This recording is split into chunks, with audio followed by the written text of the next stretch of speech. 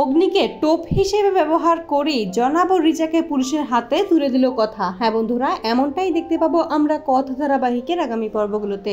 জনাব কথার উপরে অ্যাটাক করায় কথার কাছ থেকে প্রতিশোধক নেওয়ার চেষ্টা করলে কথা কোনোভাবেই প্রতিশোধক জনাবের লোকেদের হাতে তুলে দিতে চায় না, তাই কথাকে জনাবের লোকেরা মারতে চায়। ঠিক সেই মুহূর্তেই অগ্নি এসে কথাকে বাঁচিয়ে নেয়। কথাকে বলে যে তুই এখনো সবটা লুকিয়ে যাবি আমার থেকে, তোর ওপরে এত বড় একটা অ্যাটাক হয়েছে সেটা জেনেও তুই আমাকে এখনো কিচ্ছু জানাবি না। কথা এবার বুঝতে পারে না সে কি করবে, তাই বিনায়ক স্যারের সাথে দেখা করে। বিনায়ক স্যারকে যখন সবটাই খুলে বলে ওই জনাবের লোকেরাই কথার ওপর অ্যাটাক করেছিল ওই অ্যান্টিডোট ছিনিয়ে নেওয়ার জন্য, সবটা শুনে বিনায়ক স্যার বলে যে এখনই সময় হয়েছে আপনার হাজবেন্ডকে সবটাই বলে দেওয়ার। তখনই কথা অগ্নির কাছে আসে এবং অগ্নিকে সবটাই বলে দেয় ওই রিচাই যে নতুন পরিচয় গুলবাহার এসেছে এবং এই শহরের লোকদের মেরে ফেলার নোংরা চক্রান্ত সাজিয়েছে, সবটাই ওই জনাবের সাথে হাত মিলিয়েছে। আর বলে যে আমি জানি না ওই রিচা কেনই আপনাকে বারবার মারতে চাইছে, আমি চাই না আমার জন্য কোনো বিপদ আপনার হোক, তার জন্যই আপনাকে আমি কোনো কিছুই বলিনি পাচক মশাই। সবটাই যখন উনি জানতে পারে তখনই কথার সাথে একজোট হয় এবং কথাকে বলেছে এবার আমরা দুজনে